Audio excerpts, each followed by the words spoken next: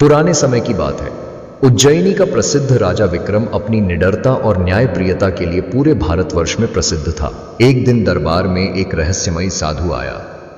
वह साधु अपनी विचित्र पोशाक, लाल जलती आंखों और भारी आवाज से सबका ध्यान आकर्षित कर रहा था। साधु ने राजा विक्रम से कहा, हे राजन, मैं तुम्हें एक ऐसा काम सौंपना चाहता हूं जो केवल तुम ही पूरा कर सकते हो। अगर तुमने यह काम सफलतापूर्वक किया तो तुम्हें अमरता का वरदान मिलेगा, लेकिन अगर असफल हुए तो तुम्हारा साम्राज्य हमेशा के लिए बर्बाद हो जाएगा। राजा विक्रम ने दृढ़ निश्चय के साथ कहा, बताओ साधु, वह कार्य क्या है?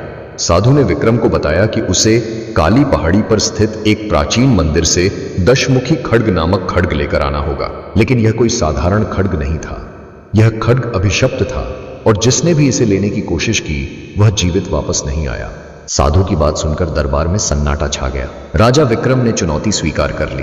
उन्होंने अपने सेनापति को आदेश दिया कि वह सेना को तैयार रखे, परंतु साधु ने मना किया। यह कार्य तुम अकेले ही कर सकते हो। यदि किसी और ने साथ दिया तो वह भी मृत्यु का ग्रास बन जाएगा। रात के समय राजा विक्रम अकेले ही काली पहाड़ी की ओर निकल पड़े। घने जंगलों और डरावनी आवाजों से घिरी यह पहाड़ी खतरनाक और रहस्यमयी थी। रास्ते में विक्रम को एक बूढ़ी स्त्री मिली। उसने चेतावनी दी, राजन, इस पहाड़ी पर जाना तुम्हारे लिए घातक हो सकता है। यहां अंधकार और मृत्यु का साम्राज्य है। विक्रम ने बूढ़ी स्त्री की बातों को अनसुना कर दिया और अपनी यात्रा जारी रखी। जैसे ही वह मंदिर पहुंचे, उन्होंने देखा कि वहां का वातावरण भयावह था। चारों ओर सिर्फ अंधेरा और सन्नाटा था। मंदिर के अंदर एक विशाल मूर्ति थी जिसके 10 सिर और जलती हुई आंखें थीं। खड्ग मूर्ति के पैरों के पास रखा हुआ था। जैसे ही विक्रम ने खड्ग को छुआ, एक भयानक दानव प्रकट हुआ। दानव ने कहा, मैं इस खड्ग का रक्षक हूं। यदि तुम इसे ले जाना चाहते हो तो तुम्हें 3 सवालों का जवाब देना होगा। अगर तुम असफल हुए तो तुम्हारी आत्मा हमेशा के लिए इस पहाड़ी में फंस जाएगी। पहला सवाल था, जो दिखता है परंतु सच्चाई नहीं होता, वह क्या है? विक्रम ने सोचा और जवाब दिया, माया। दानव ने दूसरा सवाल पूछा, जो अनंत है लेकिन कोई देख नहीं सकता, वह क्या है? विक्रम ने उत्तर दिया, आत्मा। दानव ने तीसरा सवाल पूछा, वह कौन है जो सबके साथ रहता है लेकिन किसी का नहीं होता? विक्रम ने उत्तर दिया, मृत्यु। दानव तीनों सवालों के जवाब सुनकर शांत हो गया। उसने खड्ग विक्रम को सौंप दिया, लेकिन चेतावनी दी, यह खड्ग केवल उज्जैनी की भलाई के लिए उपयोग करना। यदि इसका गलत उपयोग हुआ तो यह तुम्हारे राज्य का अंत कर देगा। विक्रम खड्ग लेकर अपने राज्य लौट आए, लेकिन उन्हें यह नहीं पता था कि यह खड्ग अपने साथ एक अभिशाप लेकर आया है। जैसे ही उन्होंने खड्ग को महल में रखा, अजीब घटनाएं शुरू हो गईं। महल में अचानक आवाजें सुनाई देने लगीं और अंधेरे कोनों में रहस्यमयी परछाइयां दिखने लगीं। खड्ग को महल में लाने के बाद विक्रम की जिंदगी में विचित्र घटनाएं शुरू हो गईं। महल के चारों ओर रहस्यमयी आवाजें गूंजने लगीं। रात के अंधेरे में सैनिकों ने देखा कि खड्ग से लाल रोशनी निकल रही है। महल के कई कोनों में अजीब आकृतियां दिखने लगीं। प्रजा में डर फैल गया। राजा विक्रम ने अपने गुरु व महामंत्री शारदा से इस विषय पर चर्चा की। शारदा ने खड्ग को देखकर कहा, राजन, यह खड्ग कोई साधारण शस्त्र नहीं है। यह एक अभिशप्त खड्ग है। इसके अंदर एक दानवी शक्ति कैद है जो उज्जैनी के लिए घातक हो सकती है। हमें तुरंत पता लगाना होगा कि इसका अभिशाप कैसे समाप्त किया जाए। राजा विक्रम ने उस रहस्यमयी साधु को बुलाने का आदेश दिया जिसने खड्ग लाने को कहा था, लेकिन साधु कहीं नहीं मिला। इसके विपरीत एक रात विक्रम ने उसे महल के बगीचे में घूमते हुए देखा। विक्रम ने अपनी तलवार साधु पर तान दी और सच्चाई जानने की मांग की। साधु हंसते हुए बोला, हे राजा, मैं वही हूं जिसने तुम्हें यह कार्य सौंपा, लेकिन मैंने जो कहा वह अधूरा था। यह खड्ग एक अभिशप्त आत्मा का वास है जिसे वर्षों पहले उज्जैनी के ही एक राजा ने कैद किया था। अब यह आत्मा आजाद होना चाहती है और इसका पहला शिकार तुम्हारा राज्य होगा। विक्रम ने साधु को बंदी बना लिया, लेकिन साधु ने चेतावनी दी, मुझे बंदी बनाकर तुम्हें कुछ हासिल नहीं होगा। तुम्हारे पास केवल 7 दिन है।